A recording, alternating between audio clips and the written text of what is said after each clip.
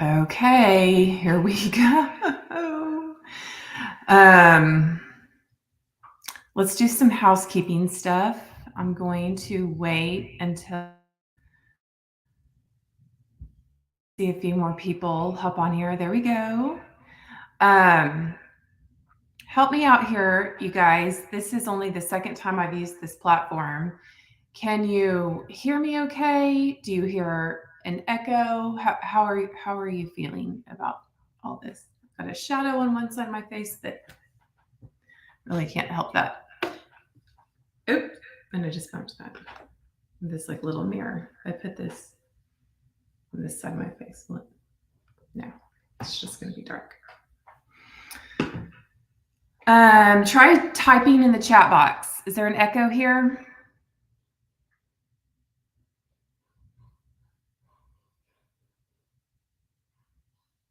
Mm.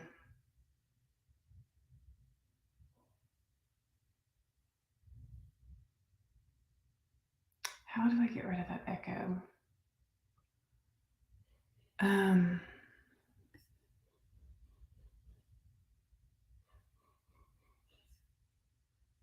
Good morning from Georgia, Stephanie. Good morning. Good morning. I would love to get rid of the echo because if I get rid of the echo, I can probably get rid of the delay.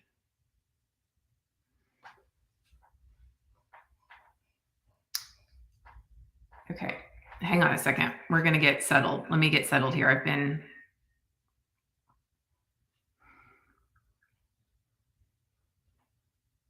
The echo doesn't interfere with the audio. Okay. I can kind of hear it. I wish it wasn't doing. I can kind of hear it too, but it's because I've got this double camera thing set up. I need to research how to do it. Hello from DFW, Stacy. Glad to have you guys here. This is very exciting. This is the first time I've used this new platform, and if I can figure it out, awesome. If I need to stop and adjust audio, will you guys let me know? I could try a few other things. As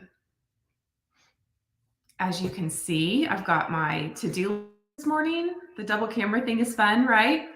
And I have an outline to talk you guys through. Hello from San Antonio. I'll just give everybody a couple of minutes to hop on.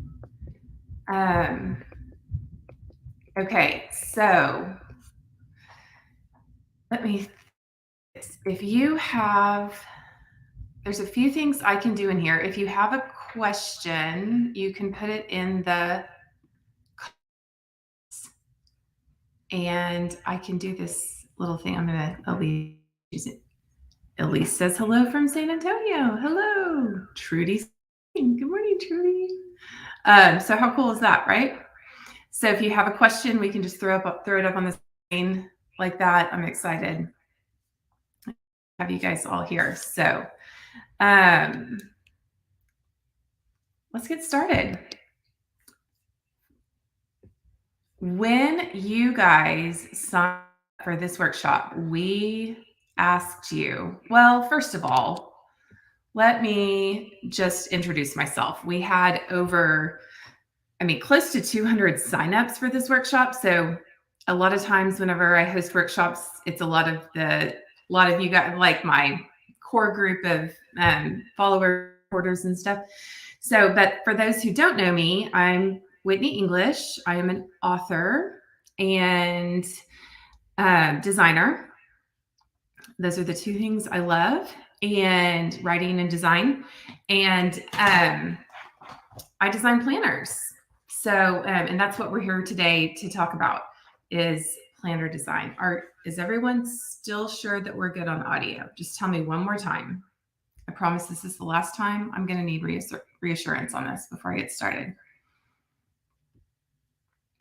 I just need one more person to say, it's working, or it's not working.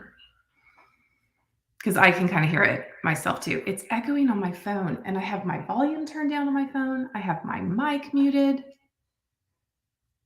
Don't know. Okay. Great, Elise. That's awesome. I always tell people chapters 5 and 12 are my favorite. So, because sometimes self-help books, they kind of get thick in the middle. And so if it starts to get thick, just do chapters 5 and chapters 12. Okay, I'm going to jump over and look at my outline. And so we asked you 3 questions whenever you guys signed up for this workshop.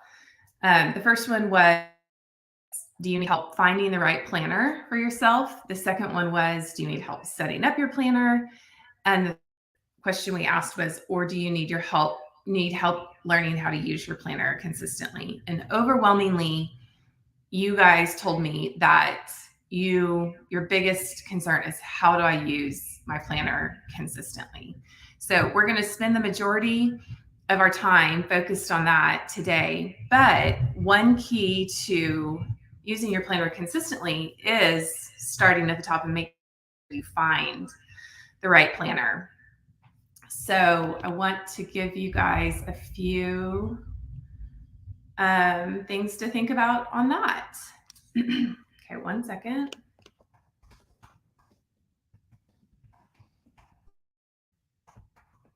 This is pretty cool. Look at that. I'm so excited about this platform. Okay.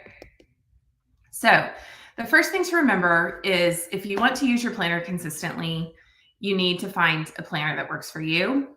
But finding a planner that works for you involves taking into account this phrase that I use over and over and over again: different seasons for different systems.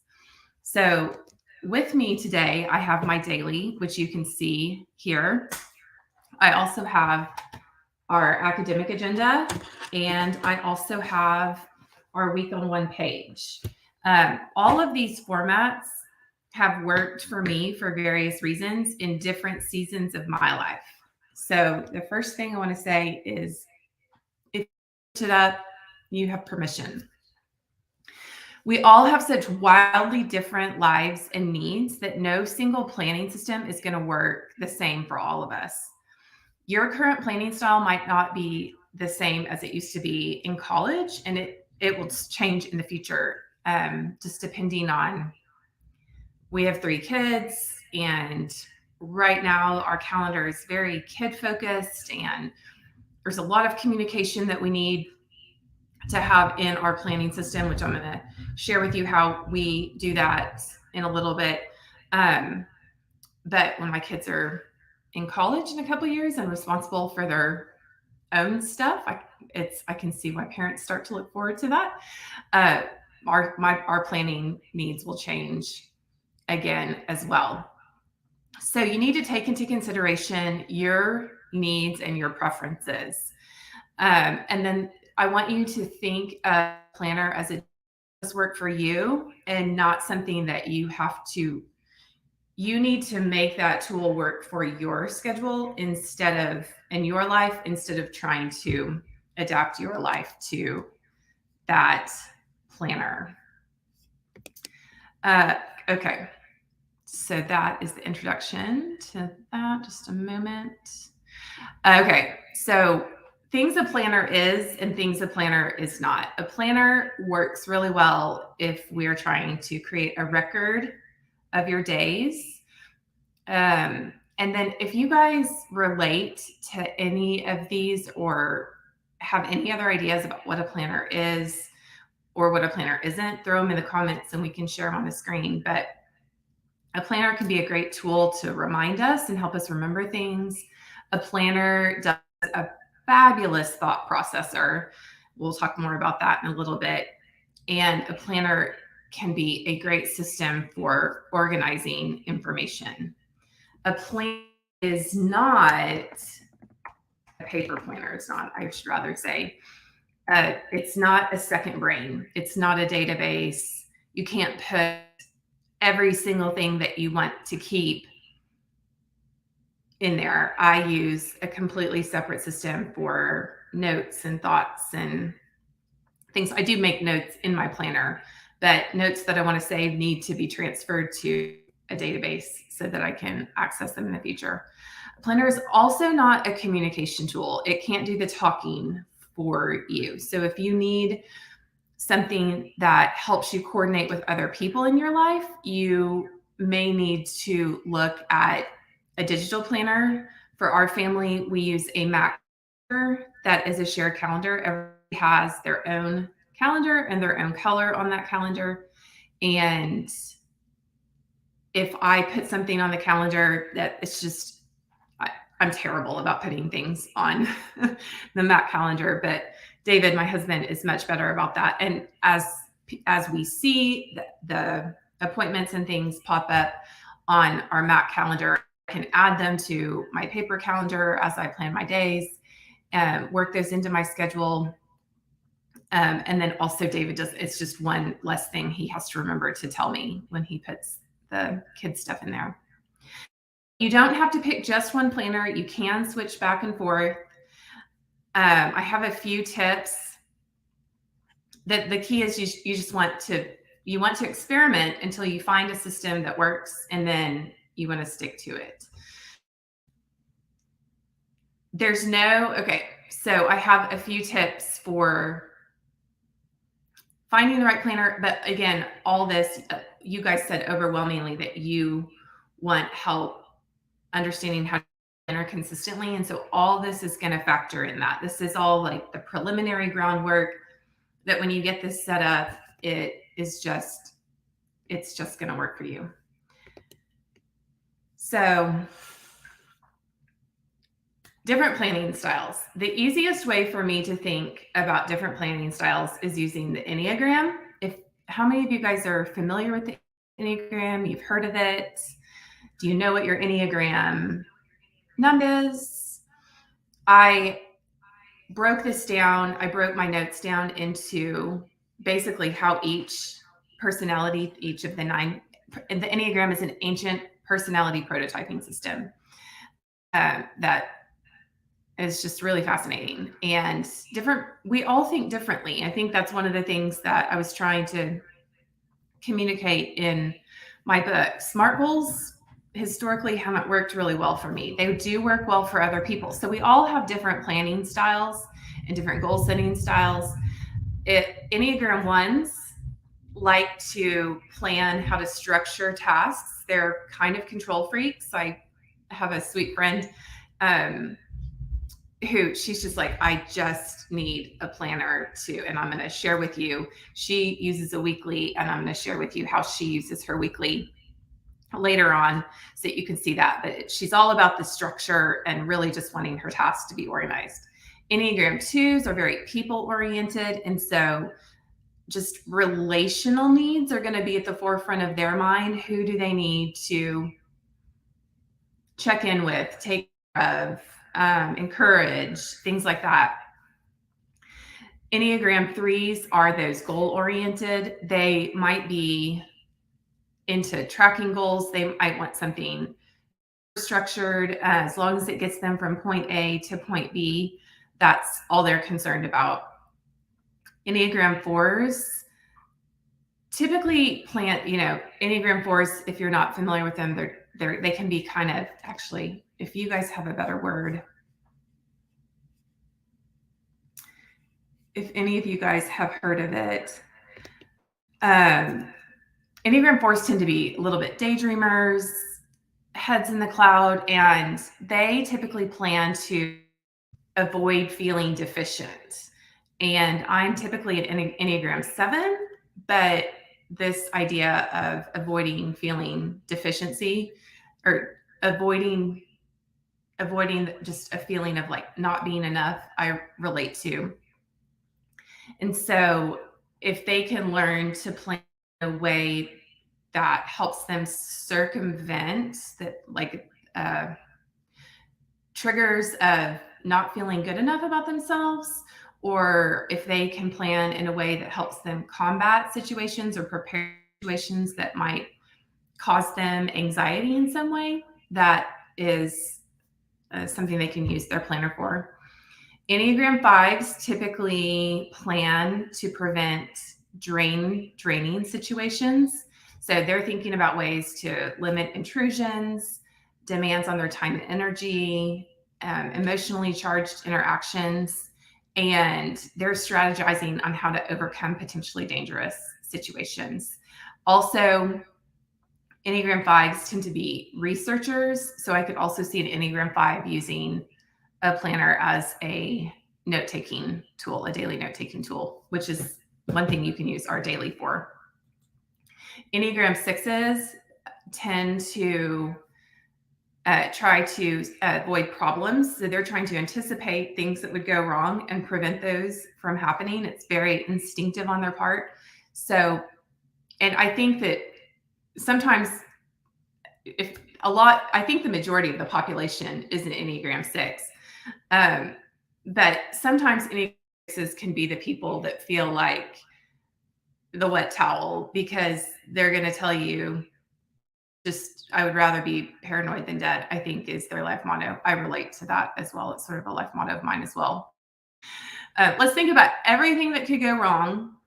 And for that, we don't want to dwell on it. Let's just think about that. And actually, there's a lot of benefit in anticipating obstacles and using that technique in our planning and goal setting process, because if we can envision ourselves overcoming those obstacles and those problems, we're likely to reach our desired end result. Enneagram 7s, that's me. We love planning because of the possibilities. So execution is very hard. It's very fun for me to plan a whole trip or a perfect day or the best year ever. But what Enneagram 7s have to remind ourselves of is that the planner is not going to help us execute all that. It might help us plan that, but we're still going to have to take action. So, lots of pie in the sky dreams, but it's all about execution at the end of the day. And we're going to talk a lot about that when we talk about using your planner consistently and how to use that. Enneagram 8s are usually trying to plan, can not be taken advantage of. They're a little bit control freaks. They want to get things under control. And they're very like Enneagram 3s in that aspect. They really want to achieve their goals and feel very in control of their life. So they're probably more of a natural planner. 8s and 1s are probably more of a natural type than some of the rest of us. Enneagram 9s, this is David, my precious husband. His favorite form of planning is not to plan. 100%. I jokingly say that I should have planned our proposal because he didn't propose when I wanted him to, the way I wanted him to. We were in New York on July 4th. We were for 6 months. We had set a 6-month timeline. All you have to do is find a rooftop and get a ring. Didn't happen. So anyway, we joke about it now, but he just doesn't plan at all. Okay, so understanding your planning style or combination of any of the planning styles I just listed is going to be important on the road to finding the right planner and using it consistently. The next thing that you need to do is you need to decide what you want to achieve and why you're using the planner for that. So, what do you want the planner to do for you? Do you want it to give you a bird's eye view of your week? Do you want to plan your days down to the hour? Is there a certain aspect of your life that you feel like is out of control and you want to get that under control? So I automatically think, as an example for that, nutrition. Like, do you need to plan workouts, or do you need to meal plan, things like that? Maybe you want to plan just to nurture your creativity. Maybe the idea of making things beautiful, decorating, journaling, things like that, creating a record of your days. Maybe that's your motivation for planning.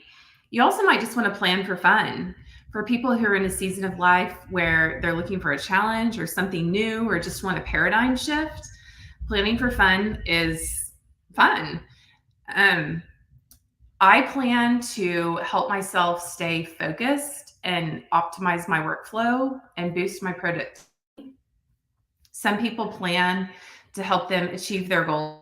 I don't plan so much my goals as much as I plan so that I can live my goals, which is what I talk about in my book, A More Beautiful Life. Some people plan because they need a hub for everything. And some people plan because they need something more specific. I've seen people create their own blog planners or content planners or teacher planners or adapt planners for themselves for planning a trip or working on their finances or gardening or planning a wedding. So there's lots of more specific reasons that you might want to use a planner. And there are fun ways that you can adapt some of the planners that we offer to these needs. You don't necessarily need a wedding planner. You could easily probably use a daily to plan on with a little bit of organization and some indexing. It could probably be exactly what you need. But you can also find a lot of specific planners for things like that. The third to consider is your binding style and cover. So our planners have 3 different bindings. We have let me just switch so I can see you guys again. Lonnie says, I have to show this. Husband is similar, same proposal, no plan. Okay, Jessica has a question. Let's answer this. What do you recommend for perfectionists who are afraid to mess up their planner or have to change plans after they are already written? I'm going to refer back to, I'm going to talk about this in a second. My friend Katie, she was over at our house last night and she's an Enneagram 1, a total perfectionist, and I am going to show you how she uses our week on one page planner, which is the planner on the top. So binding styles, we have 3 binding styles in our planners. We have I call it like a book binding, and it's actually spiral on the inside. This camera thing is going to be slightly interesting. It's spiral on the inside, and actually, here, we'll just move it over here. And you can actually fold it back on itself a little bit. So if you need that feature, I've got to figure out where the camera is. So let's see, how do I pull this off?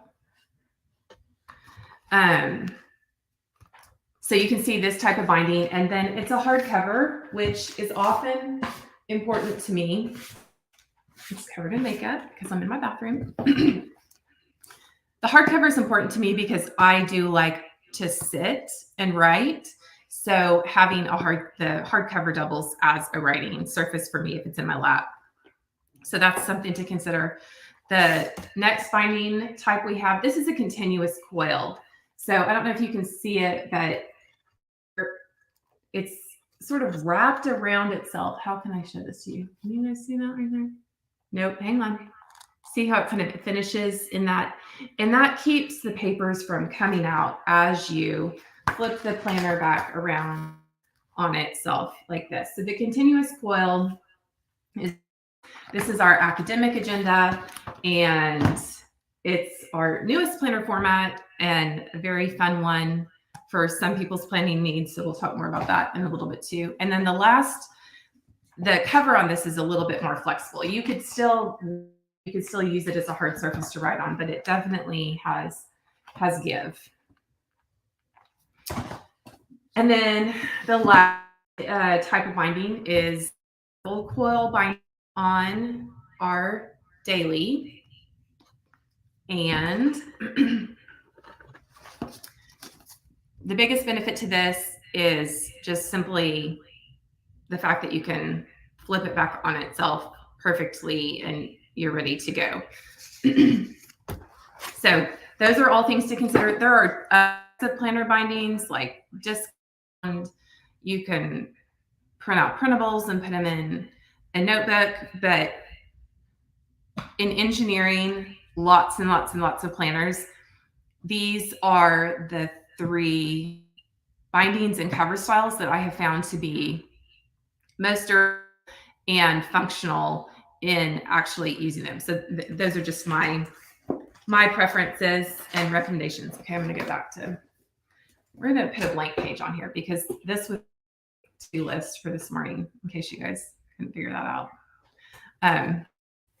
I love other people's to-do list. Does anybody else relate to that? So I just thought I would leave that up there because just in case anybody else is interested in that kind of thing. Okay, so a few comments. Lori says, I cut the pages from the daily and punch them into a disc bound system. That's awesome. I've experimented with the disc bound system, and I think it's important in choosing the right planner. It is important to name what does work for you and what doesn't work for you. And it just, the papers fall out for me. You can also buy a punch like this, and you can actually add pages to this binding style. So that's an interesting thing as well. But you can cut them out too. I mean, yes, we sometimes we call that Franken planner. So Hazel's also asking, do we sell the product with no binding so you can put in a disc system? We don't, but that's a great idea. And I would love to hear more about your needs for that, especially since Lori just mentioned the same thing, because it might be something we can do in a printable really quickly and easily for you guys. Stephanie says, I added the academic to my order this year and love it. She's a media specialist, so this works better than a traditional teacher planner. That's awesome. Okay, I'm going to flip back to my outline. So the next thing that you're going to want to consider is the page layouts. And in every planner, you typically have 2 main layouts. One is going to be your calendar layout. This one is really, really big, as you can see in our academic agenda. It's a 2-spread.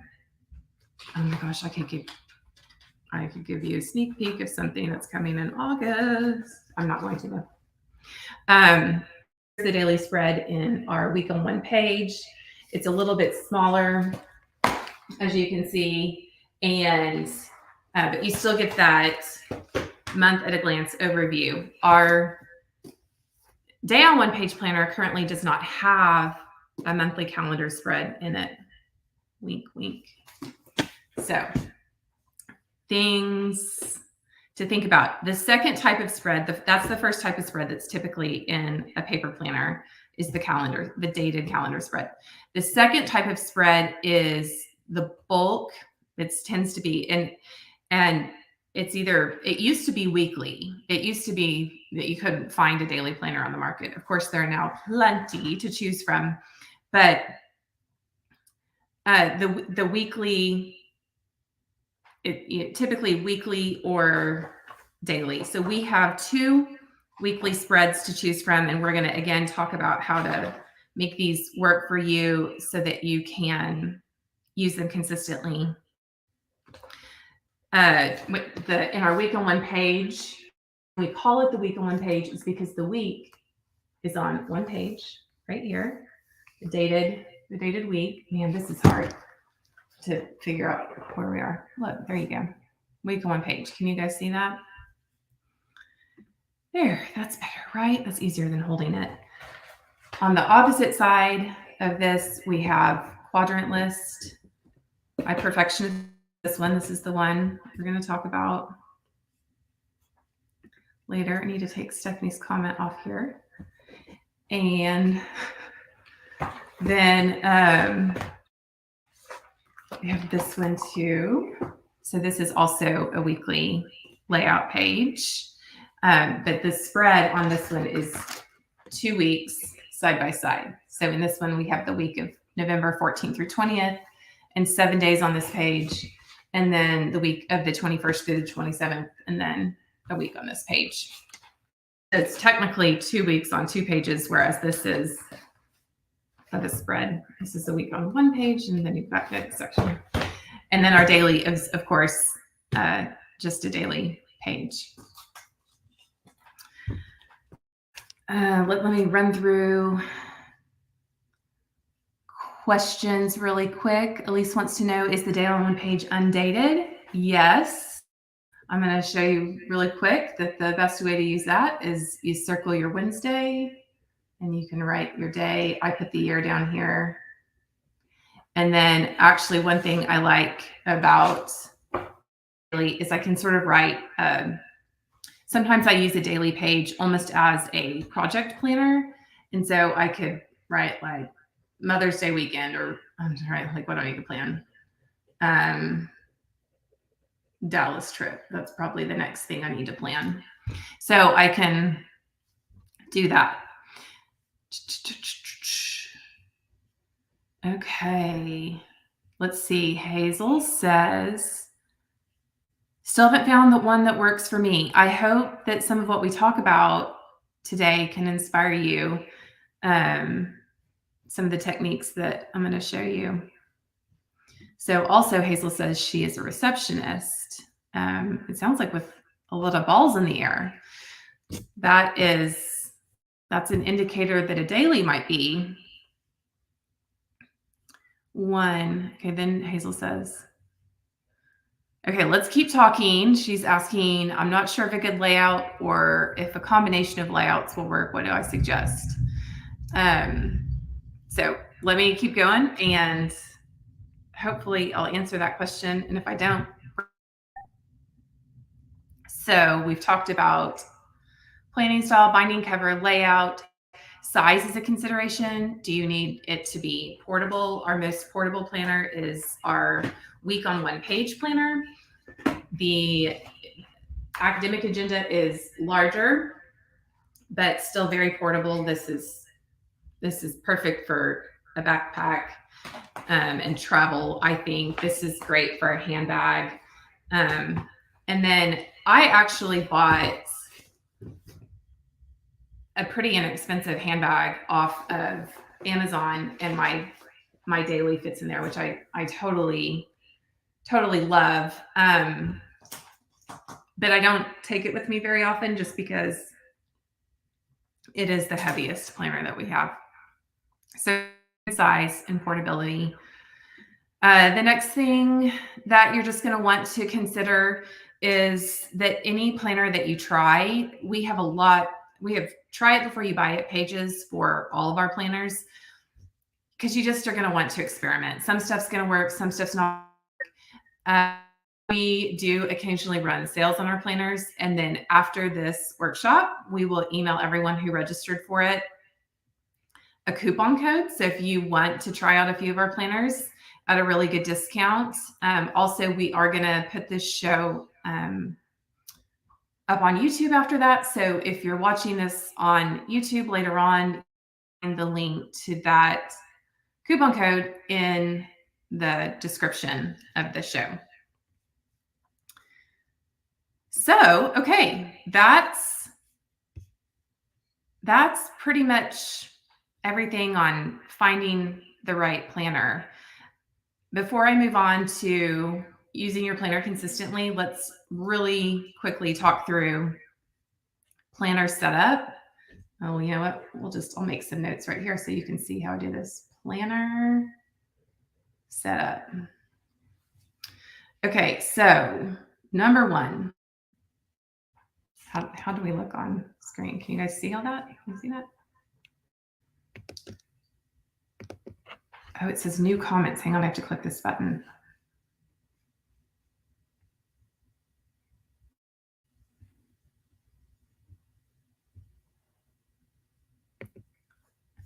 I love it, you guys. Okay. Let's go to, I'm not going to spend a lot of time on this, but I'm going to talk about setting up your planner. So the first thing that you need to do is gather supplies. So we're getting into that. There's always a shift with summer around our house. Some things I feel like come to a dead standstill. It's just impossible to get some things done. But I also get excited because it's just a great opportunity to just do a little bit of long-term, big picture planning. Sometimes, one thing that you could do so let me back up a little bit. Formats. We currently have for sale our daily, which is undated.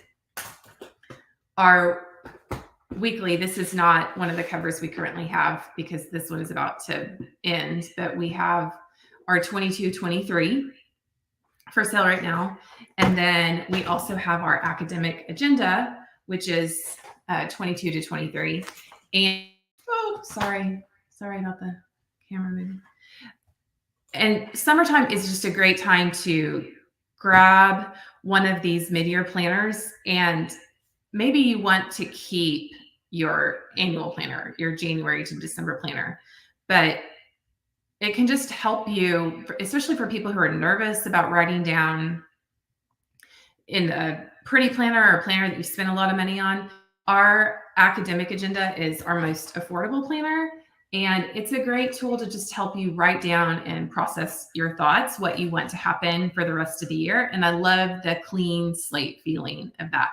So, and you're probably on this workshop because you're interested in, getting that satisfying feeling. So gathering your supplies would be the first thing. So you need a planner, first of all. I'm just going to copy my notes so that you guys can see. You're going to need your previous planner as well so that you can reference things.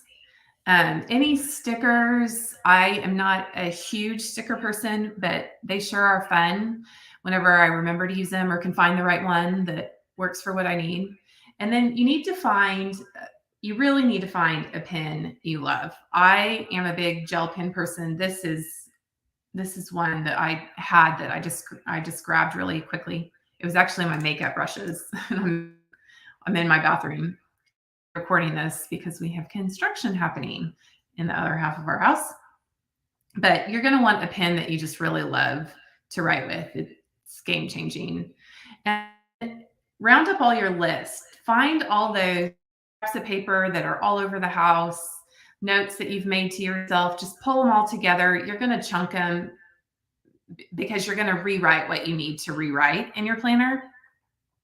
And this is a great opportunity to also say, when I was writing my book, it was really interesting because lots of eyes on it, lots of editors, and somebody left a comment and said, do I have to write this down? And there's actually some really interesting research that shows process information differently when we write it by hand. Type it. So digital planning, question about that. We can touch on that in a little bit. I do use my iPad sometimes to make lists and make notes, but I have found that they kind of disappear. They're hard to find. Versus if I have a list, I can show you. So here's an example of a list. It also has makeup on it that I made during a call yesterday. And I was talking to my uncle, he's an architect, and he was talking about wanting to rebrand and where he's going next in life. And so I was just making notes because it helps me think as I talk. I could take this note, and I've got 2 more sets of notes here. So I would grab the things like this, read through them, save what I want to save, and then put it in my planner and then chunk those.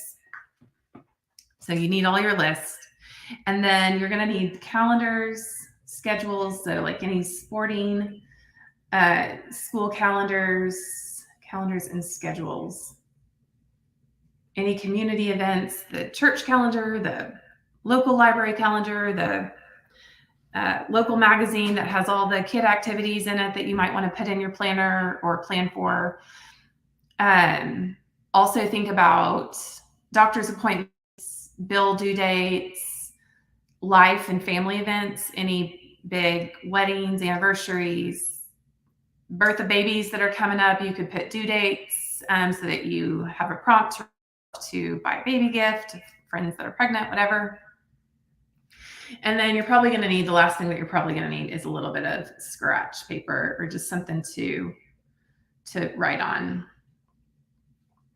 Okay, setting up. Step 2. Are we good? Let me check comments. Have some new comments. Okay, let me answer a couple of questions. So, have we considered a soft plastic cover for the daily undated planners to make them lighter and more portable? Actually, no, because what makes this planner heavy isn't the cover. It's 360 pages. The first planner I designed had, oh look, more notes that need to be transferred. The first planner I designed had so many, I have to find my place. It's not marked anymore. I use this planner all the time, and I skipped a couple pages, and so now it's out of order, which is pages dated, but it's hard to find what I mean. And I hate wasting pages, which is why it's undated. So there's a whole section in the middle. How I skipped over it. I just skipped over it, but I'm just going back and filling it in. So it's, one time when I made my first planner, we engineered it to have 365 days, 12 months, and 52 weeks. And my production manager came to me and she was like, so this is going to be a phone book if I print this. And she said, you need to, and I said, how many pages do I need to take out? And we calculated. So we left the monthlies in, but we had to combine the weekend pages and pull the weekly pages, which in hindsight would have been too much. I can answer any more questions about planner engineering if anybody has any. Jessica says, slow down her process. I feel that it's cute and it's fun. Trudy says she uses a mechanical pencil. That is awesome. I do love a mechanical pencil. My kids have started using them lately, and they're kind of nice to have around the house. Ooh, Jessica also says colorful pens and assign each family member a specific color. I actually have this as a tip to talk about in some advanced planning stuff that if we have time, I'll get to at the very, very end.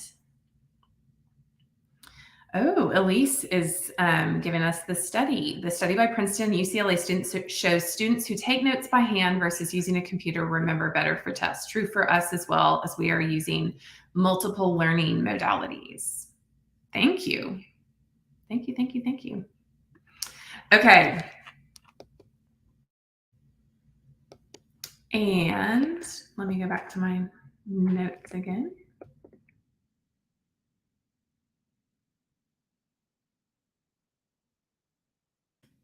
One second.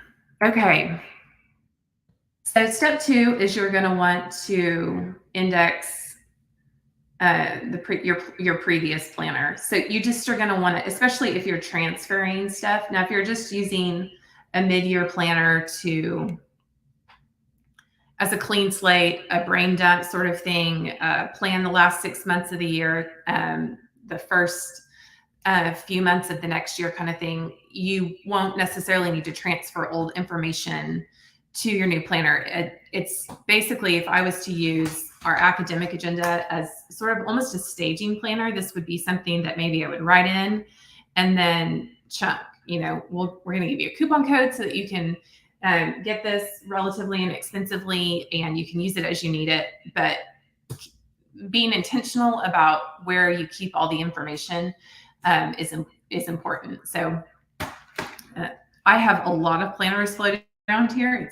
It's sometimes confusing because I'm like, is it a sample planner? Am I using a daily? Am I using a weekly? So being very intentional about what your planners are and what you're using them for is very important. So you're going to want to index that. Things that I keep in my index are gift ideas, like for birthday and Christmas. My mom will call and say, what do the kids need? What do the kids want? Goals. I actually have a page that it's goals with a Z, and it's not really goals because I haven't put objectives beneath them and haven't really planned them out, but they're just things I want to do someday. I think that's the best kind of goal list. Any type of contact information, or I keep reference numbers in my planner. So I have kind of like a code in case I lose the planner, but I've never lost a planner, knock on wood. But like reference like bank accounts, passwords, things like that. And then any other important notes. There are notes that I find that I reference frequently. And so if I'm transferring notes from the back of, we have this notes section, this notes tab. Actually, let me show you right here. In the back of our week on one page planner, we have this page of list ideas and then notes. And we have this, we call this our quadrant list page. And notes that I put on my quadrant list page, I typically need to transfer to my next weekly. Okay, so step 3 is going to be transition the list. Again, if you're just using, we're just going to call it a staging planner. If you're just using a staging planner, you probably aren't going to, you can skip this step. But if you're setting up a new planner, you're going to want all your to-do lists. So monthly, anything unfinished, anything recurring, project list, upcoming deadlines, ongoing household tasks. That's pretty much it, because I think I covered everything else but just any list. And then the last step is going to be add dates. So it's relatively easy to set up a planner. And I also have to encourage you guys at this point, don't be afraid about making a mess. Like, it's just, we're going to turn this page tomorrow, and the odds of us ever referencing it ever again after next week at the latest are slim to none. So I also use a technique when I'm in a busy season of I can show, remind me later. I can show you how I transfer tasks from page to page in my planner. Okay, setting up the planner. I was planning on having this be an hour. Lynn is asking, will it be available as a replay? I'm just going to keep talking because we're already at 10:45 and I do have a lot more to talk about. And yes, it is going to be uploaded to YouTube, so you'll be able to reference it later. Thanks for asking, Lynn. And so let's jump into using your planner consistently. Feel free to make a mess. There are 4 questions, kind of 5. Let's call it 5 questions. I'm going to change that in my notes. 5 questions that I want you to answer for yourself to help you use your planner consistently. The first one is define. What do you want your planner to do for you? Do you want it to keep you from forgetting things? What things? Do you want it to motivate you? Do you want it to challenge you? Do you want it to inspire you? Do you want it to tell you what to eat or when to go work out? Or do you want it to boss you around? Or do you want it to help you process your thoughts? So define, first of all, this goes back to finding the planner that's right for you, but define what you want your planner to do for you. That's the first question. Actually, here, I'll do this as a banner because this is going to be, what do you want? do you want your planner to do for you? Hi, planner. Show. Nifty, right? Okay. My friend Clean Mama showed me this platform, and I'm gonna have so much fun with this. Okay, the next question I want you to ask is, when are you going to look at your planner? So are you going to look at it every morning? Are you going to look at it in the evenings? Are you going to look at it once a week? And when you answer this question, think about, what can you commit to consistently? If you find yourself exhausted at the end of every night and you don't want to look at your planner, you're probably not going to start looking at your planner. Are you going to want to keep it with you and reference it multiple times a day? Think about the routines that you are going to use your planner for. So are you going to have a daily planner routine, a weekly planner routine, a monthly planner routine? Like, what are those routines going to look like? Because it's going to help you figure out when you're actually going to use it. And then I would recommend finding a notes page in your planner. We have plenty of notes pages in all of our planners, writing the answers down to these questions to help you use it consistently.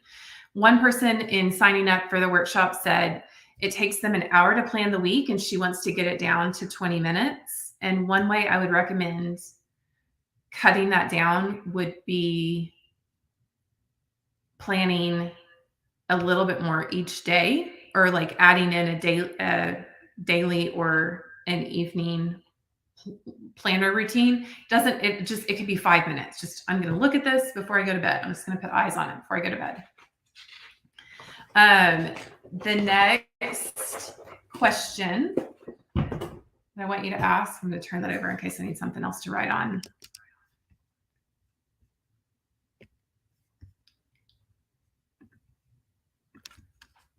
Is where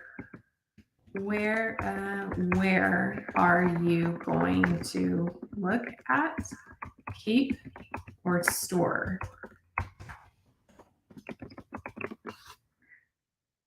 So, question for you guys, where do you currently keep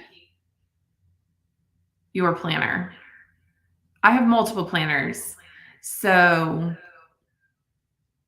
my daily is this is the one I'm using most often right now, because I just turn the page and keep writing, and it allows me to date it and keep everything all in one place. But being intentional about where I keep this, like making a home for things, it's just organizing and decluttering. So Hazel says she uses her planner mostly at work. I think there's a delay, so I'll wait for a second. I think you can keep your planner on your desk, and that just where you store your planner can really help define your routine. I work from bed a lot, so my planner is on my nightstand. If I was better about working from a desk, I would keep it on my desk. If it's sitting around the house, that's where it goes. It gets taken to my desk, and then I go in there and find it when we've decluttered. And okay, Jessica, have fun. Thanks for joining us. So desk, nightstand, and the other place where I have kept my planner that has been a huge help to me in the past is in a spot in the kitchen, like on the kitchen counter. So while I'm cooking, I can go make notes that I'm thinking about, or if I'm walking through the house.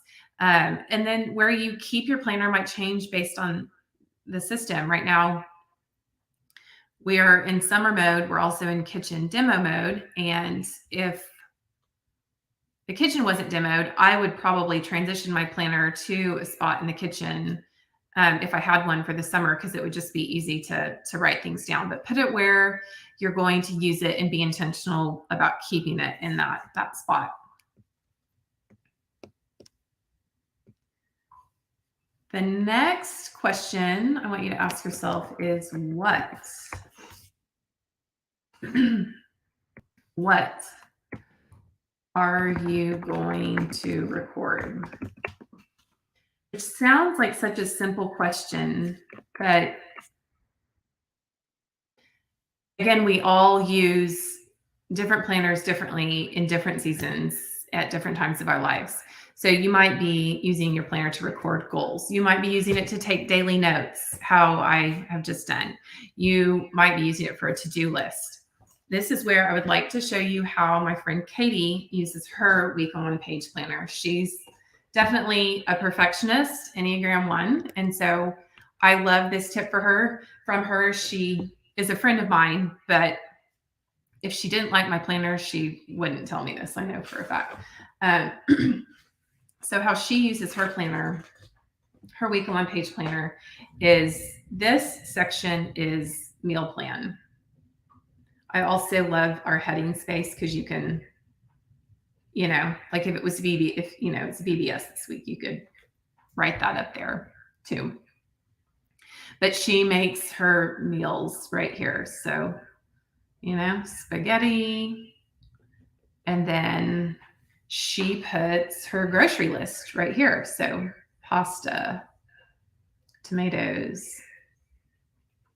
So she can take the weekly to the store and she's got her entire meal plan or her grocery list right here with her meal plan right here, which I absolutely love. And then on the quadrant list page for that same week on the right-hand side, she has a work, home, personal, and other. And she subtitles those, and those are the 4 lists that she makes every week. So you can pick the headings that you want. Sometimes I end up with errands I need to run, communication, calls I need to make, emails I need to send, follow-up, like things that I have. And these are also things that in our week on page planner, you can flip to the back to this note section. And let's say I want to make a honey-do list. So I can ask David to hang the hooks in my bathroom. But if he doesn't, I know him, he's an Enneagram 9. He's an anti-planner. So if I ask him to do it today and it doesn't get done today, it doesn't mean he's going to remember to do it later on. I'm going to need to follow up and remind him. So you could just any type of list that you need to make, you can do that either on, if you're going to reference it weekly, you can do it on the same side as your week on one page planner. And if it's something that you want to refer to at random, you can go back to it. You can flip to the back and put it in the notes section. Another thing that you might want to record is time blocking, which I use the daily for time blocking. And if you've never time blocked before, this is going to be a quick little tutorial on that. I time block in 2 different ways. I use my Mac calendar to time block things I'm going to do. So podcast interviews, meetings, any appointment, doctor's appointments, anything like that I have, that goes on my Mac calendar because I share that calendar with so many people. My digital calendar acts as a communication tool and less of a planning tool.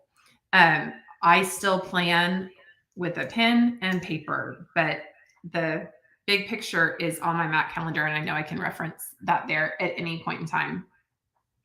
So one of the best ways to time block is sort of as a have done. You can time block in a to-do format, but I get really bogged down with too much on my to-do list. So it's easier for me to, let me see, I did this yesterday. Yeah. So this was my yesterday. I woke up at 8, I had breakfast and I talked to Emily and then we did a team meeting and then I can even go back and say, well, we family lunch. And then I came back and I did a bit of gardening. And then, I know at 5 o'clock I took a nap. And then at 6 o'clock, actually like 6:30, I did dinner. And I just worked on various things with lots of kid interruptions. This is also a great place where you can use color coding, because especially if you've never color coded before, a great way to start is work and personal, and it'll give you, and it's a very quick visual reference, easy way to reference how much time you're spending. So if you have to track hours for work for any point, time blocking in different colors so that you can go back and do billing or reporting or anything like that, that would be time blocking is just a great tool for that. Does that make sense? The time blocking thing. Does anybody have any questions about that? Okay, the last question I want you to ask yourself, so this is the 5th question, is,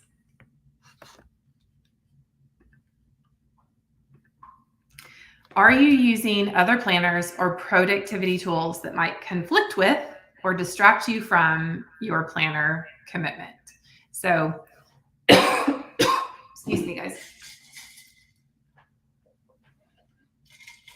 Examples of this would be, I just talked about my Mac and how I use that as a communication tool, and defining that my Mac calendar is a communication tool and not necessarily, yes, it's helping me plan a little bit, but it's mainly there for communication with other people, because if I just wrote it on my planner, I would have to be telling people all the time where I'm going, what I'm doing.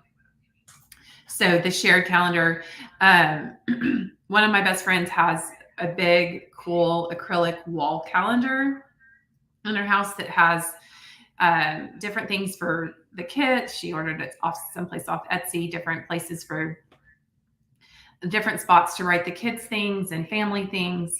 I would like to get one of those too. I think my family would really enjoy using that, and it's erasable. And I think that would be a great way to teach my kids the benefit of planning. They might overuse it at first, which is actually something I would caution anybody not to do. If you're just getting started with a planner, just pace yourself like anything. If you dive into it too much and you're not used to it, you'll snap back to old habits too quickly. So just pace yourself and introduce, experiment with the system, let yourself figure it out, ease yourself into what feels like it's going to work for you. Okay, so Hazel says she uses Google Calendar because it gives me reminders on her phone. But I feel like if I write it down and record it there, I should remember my items better. Yes. And then she also has a fridge calendar, so her husband has a visual. So yeah, figure out what's going to work for you and your household and your people, and implement that. One of the most important things I would encourage you guys all to do is just not to abandon pen and paper, because processing your thoughts in a planner is just a very healthy way to, keep us all in balance. Okay. I have a ton of tips. Consistency breeds consistency. Don't fill it up too fast. Don't add too many things until you form a solid habit. Wait to add any other tools. Otherwise, you'll start putting different things in different places, creating even more work and more stress for yourself. Don't stress about it. Make it fun. buy pens that you like, make sure you like the paper quality, find a quiet hour, light a candle, put on a playlist, create a routine. But also remember that your planner is yours. It's not anybody else's. And there's nothing wrong with there being scribbles and cross outs and imperfections in that. We're all flawed, and it's fine for our planners to be as well, you know. It's for you. So you need to figure out how you will use it and use it that way. It's a place where you get to be completely yourself. And I love that. Be gracious to yourself if you're just starting out. Start where you are. There's no perfect way to do it. One thing that you could do is just keep it with you all day, every day. Carry it from room to room. Take it with you in all your appointments. If you're meeting a friend for lunch, you might not need it, but take it in and practice looking at it and see what you use it for and see how you use it. You also don't have to use your planner for scheduling. You can use it for other things. Like my friend Katie uses hers for meal planning and to-do lists. But figure out what routine is going to work for you and then work to make it a habit. So my advanced planning tips were color coding, index everything, and then when you're away from your planner, what is going to be your digital system for reminders? So we talked about this on our team call yesterday. I use the reminders app on my phone. If it's something that I need, I'm just going to forget it. And I'm running around and I keep my reminders app in the top left corner and I just go to today and I just write it on there. And if it stays on there too long, it needs to be transferred to a planner. Oh, I didn't show you how to transfer stuff either. Okay, but let me pause because I've been talking for a long time. Does anybody have any questions? Are there any questions?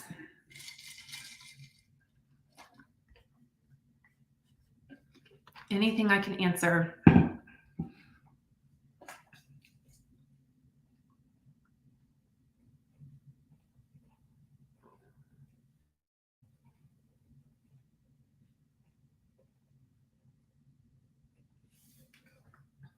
I'm going to show you really while I wait for questions. I'm going to show you really quick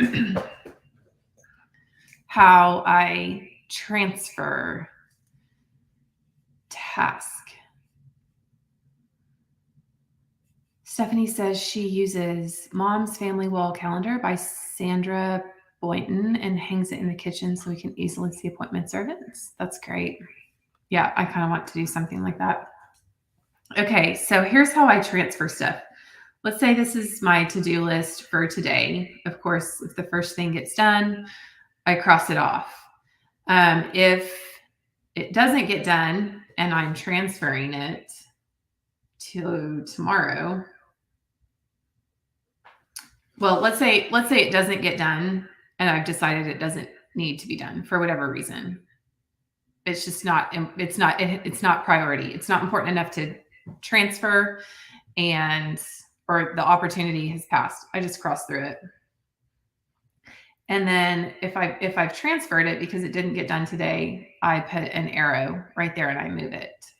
So if I'm making my new list, I would say task 3, task 4, and I would just have these arrows right here. And that way I don't have to,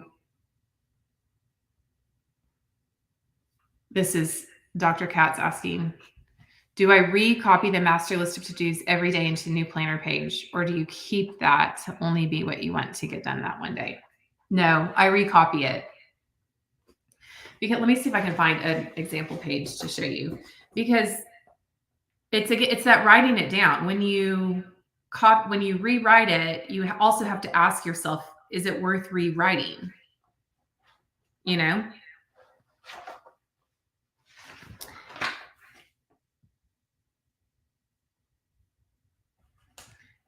So here is a list I had for a client to-do list. So you can see the arrows and the X's. I also have some check marks on there, which I think are the same thing as X's.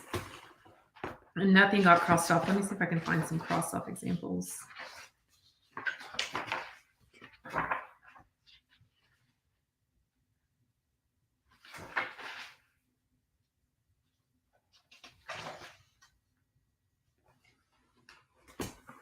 So here's another example of some to-dos I had. I had something to do on Kids Planner and it got crossed out for whatever reason. You can see my blue arrows mean that I transferred it. And so that way it just gives me a record of okay, Kat says I answered her question. Stephanie says we need a private Facebook group so that we can share our planners. We're not big Facebook fans, but we do have a private group me where people who've been through our Heart Goals course you can actually buy the download for that online. Wait, let me think about that. And still be added to the group. I need my team to verify that. Are we still adding people to the group, or is that something that we only did in January? Great question, Whitney. Okay, what else? Any other questions? Dr. Kat, you are so welcome. Thank you for being here. I hope it was helpful for everybody. I loved it. Are we good on questions? If we're good on questions, we'll call it a day. My sweet little construction guys will be so glad they can turn their music back on. Julia says, awaits a couple questions. Hi from Tennessee, driving and listening. Weekly on kitchen table. Intend to try the daily. Will we have more covers for the daily soon? Maybe. Yeah, we will. The Heart Goals course is, I think you can download, I think you can buy it right now. I need to verify that because we've talked about relaunching it, and it's really just kind of a workshop, kind of like this. It's paid, whereas this one is free. So we could probably do it again in the next couple of weeks and then get people added into, and in the Heart Goals course, I talk about how I use the acronym HEART. If anybody's not familiar with Heart Goals, I talk about how I use the acronym HEART instead of SMART for my goals. And then we talk about that in our little small group. Oh yeah, Emily says we don't have this year's Heart Goals course available anymore, but we can work on that. And then yes, add people to the group.